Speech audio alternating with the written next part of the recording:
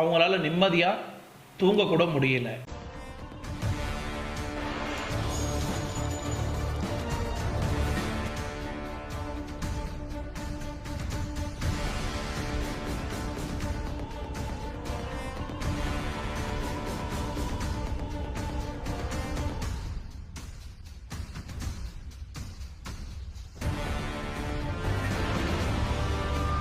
அந்த கனவுல அவங்களுக்கு என்ன வந்திருக்குன்னா, அவங்க சொந்த ஊரான கோவபூரில் ஒரு சுனாமி வரப்போகுது அப்படின்னு அவங்க கனவுல அந்த விஷயங்கள் வெளிப்படுத்தியிருக்கு.